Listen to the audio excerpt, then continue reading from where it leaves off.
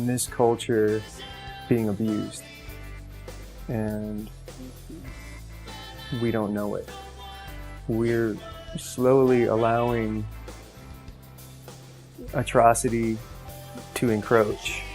We're slowly allowing darkness, is how I would put it, to creep its way in, and our pupils are dilating more and more, so it seems like it's still light out, but it's getting darker, and we're just sitting there. And we need to move toward the sun, right? So that's the problem that I see in a world that is so connected, so utterly connected. People are becoming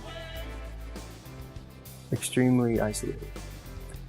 The irony of that is fodder for a lot of the lyrics in this new album. That isolation, but that connectedness.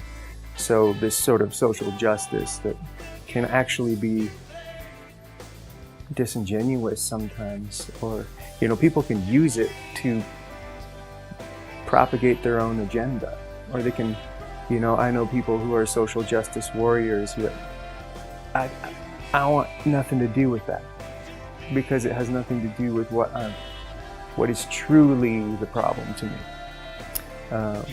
That has to do with personal issues of each individual. I'm not going to go out and blanket statement people or label somebody just because they voted for somebody I don't agree with. I'm ready to talk respectfully to everybody. I'm not interested in a fight, because that's what's happening right now. That's not cool, and it's not productive. This music is about that. This new album is about exactly that, but it's going to be on a personal level. It's hard to write these lyrics because I'm trying to make them personal about my own story, so it doesn't sound like I'm a preachy sort of, hey, you gotta be good to each other now, people, or something, I'm not anybody to tell people what to do, I'm just like everybody else, so.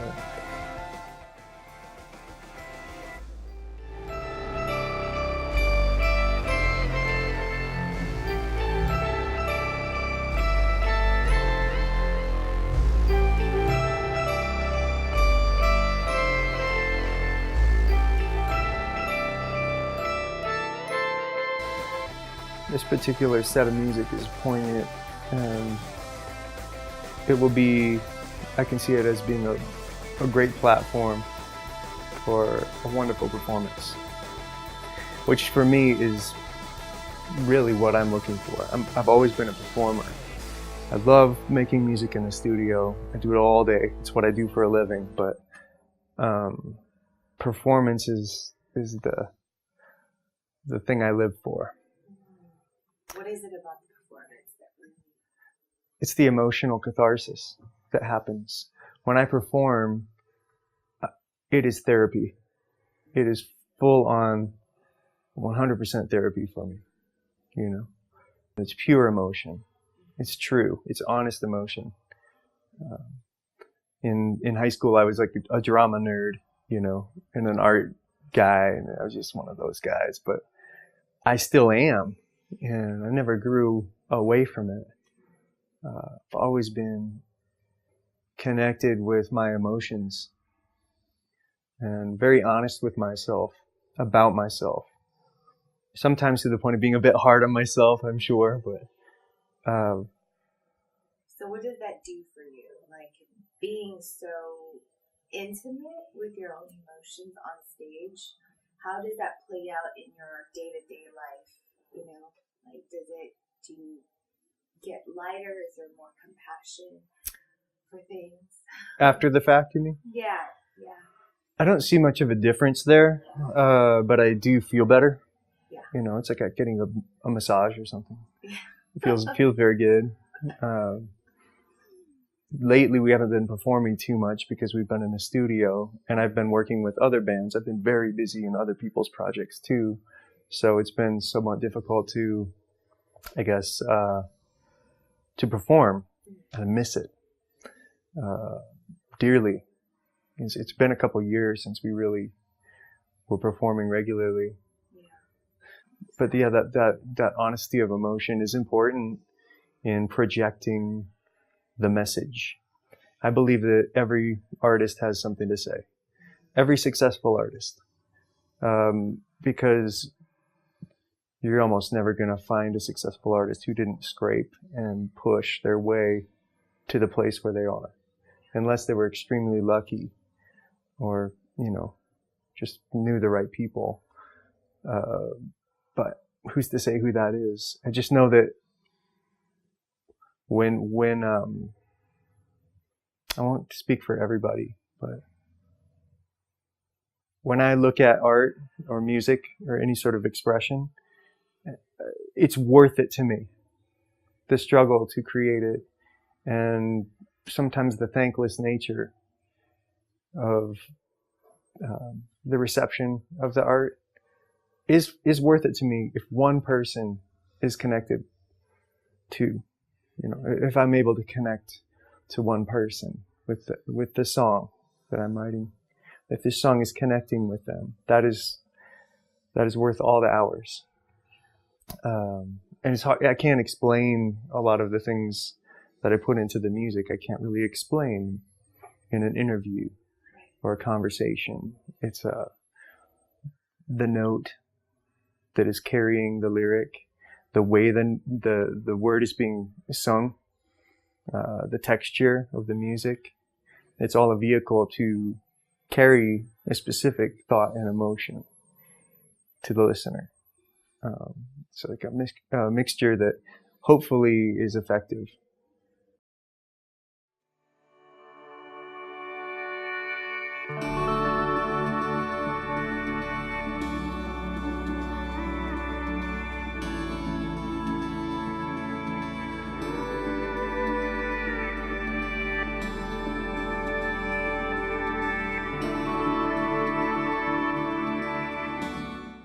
That's an interesting question because I don't know the answer to it.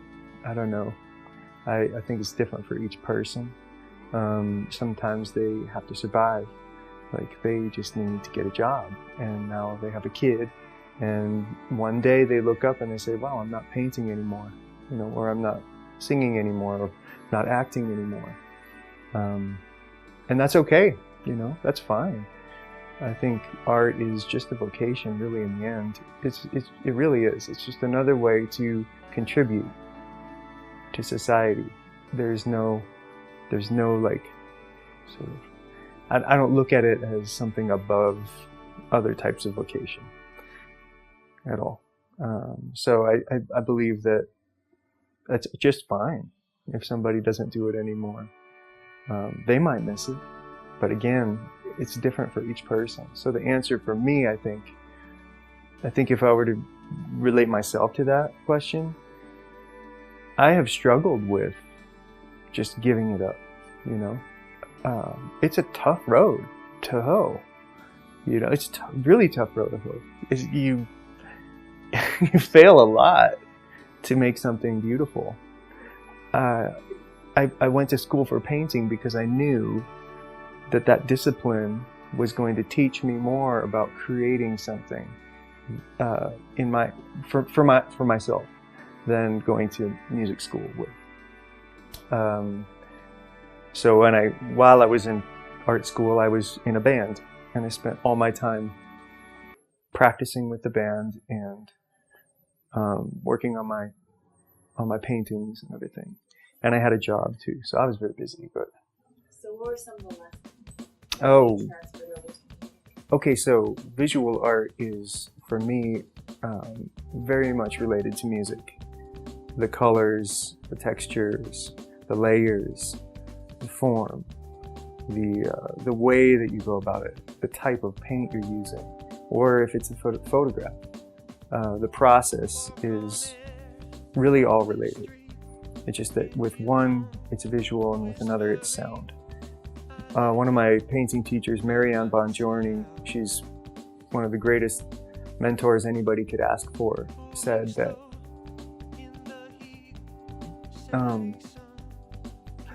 Well, first of all, and relating to the beginning, what I was talking about, if you want to be a successful artist, you have to throw away probably 500 paintings before you get to a point where you're excited about it. She said, that's what happened to me. She said, I threw away all these paintings and painted over them until she was able to find her voice, until she was able to be honest with who she was. Instead of making something pretty or making it sound like Drake or making it look like Picasso, she was able to say, oh, this is Marianne. And she is, in that experience, having a mentor like that who pushed me so hard to be honest was absolutely necessary for me to become a good musician. I don't think I made anything before that musically that I would consider good work.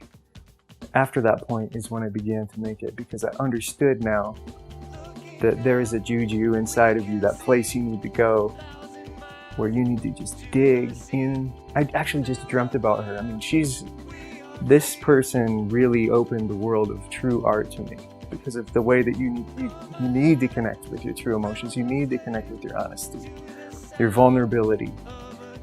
The place that you're scared to go is where you're supposed to go. That's where the power lies. The place where your fear lies is where you need to go. It's just sort of something that you don't do in everyday life and other jobs. Like, it doesn't make sense to do that if you're an investor, because you're going to lose all of your clients' money. You don't go and invest in something you're afraid of.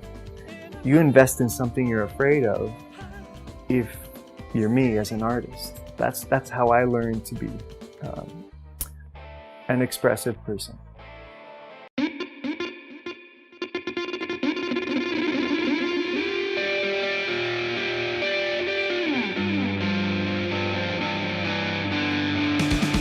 Yeah, so I don't know if all pain relates to myself. I think some pain can happen through empathy when someone else experiences pain. I have pain, so I don't know if that relates, because I think, yeah, it's remote. It's something that has something to do with me, because I feel pain, but it's almost like a sort of connection, an emotional connection I have with strangers, right? Recently I've heard conversations where people say, well, I don't know these people, so why should I care? And I don't really get that. I understand what they're saying, but that implies that you need to know them before it matters. So then again, it really all just relates to you. That's not how I look at pain. I look at pain as something that is collective as well. So we experience, like when I said earlier, we are being abused. It is because we might not, it might not be intentional, but it's sort of this, we're bringing it on ourselves. And we're experiencing it together, whether we know it or not. There are people who have hardened themselves to it, and there are people who aren't sensitive to it. That's fine. It takes all kinds, right? And then there are people who feel it deeply, like I do, and need to express something about it. So that's a type of pain I don't know relates to that. But it might. It's a growth pain that way, because I'm taking it and I'm growing with it. But I think that pain is the only pain to go through. Because if there is another type of pain, it's probably because you're not really accepting the truth about what's going on inside of you. You need to be honest. If you're not honest as an artist, you don't. Yeah, so I don't know if all pain relates to myself. I think some pain can happen through empathy when someone else experiences pain. I have pain, so I don't know if that relates, because I think, yeah, it's remote. It's something that has something to do with me, because I feel pain, but It's almost like a sort of connection, an emotional connection I have with strangers, right? Recently, I've heard conversations where people say, well, I don't know these people, so why should I care? And I don't really get that. I understand what they're saying, but that implies that you need to know them before it matters. So then again, it really all just relates to you. That's not how I look at pain. I look at pain as something that is collective as well. So we experience, like when I said earlier, we are being abused. It is because we might not, it might not be intentional, but it's sort of this, we're bringing it on ourselves. And we're experiencing it together, whether we know it or not. There are people who have hardened themselves to it, and there are people who aren't sensitive to it. That's fine. It takes all kinds, right? And then there are people who feel it deeply, like I do, and need to express something about it. So that's the type of pain I don't know relates to that. But it might. It's a growth pain that way, because I'm taking it and I'm growing with it. But I think I think that pain is the only pain to go through. Because if there is another type of pain, it's probably because you're not really accepting the truth about what's going on inside of you. You need to be honest. If you're not honest as an artist, you don't have anything. Really, you don't. My favorite artists were the most prolific people because they were so in touch with themselves. And, just crazy people. They were crazy to the world, like Dali or, Stravinsky, or just people who went completely up against the status quo because they were being so honest with who they were. They had no fear of these strange places that they wanted to go. Stravinsky had riots breaking out in the streets after Firebird, and Dali was ostracized from, painting communities. He was, to some people, a freak, but he's my hero. People like that who are so honest and so blatantly counterculture. That's beautiful to me. It's today we're in a place with art and music where things are, you'd think they'd be getting more diverse, but I don't see that. I think things are homogenizing, because I think people are afraid to go against this behemoth, this giant mass of pop sensibility. How am I going to make a living if I don't join with that? How can I be a real artist that mom and dad can say, you did make it, son. I was wrong. Some people strive for that their whole lives. They just want to prove to the world that they can do it. And I have a little of that in me. So there are times when I struggle with, oh man, maybe I should just not be so me. Maybe I should just not be that way. But I always say no. It's that little devil on the shoulder, to me.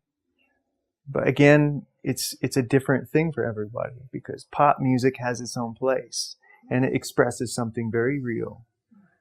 I love a lot of pop music. It's just that that's not the direction my particular honest expression is going.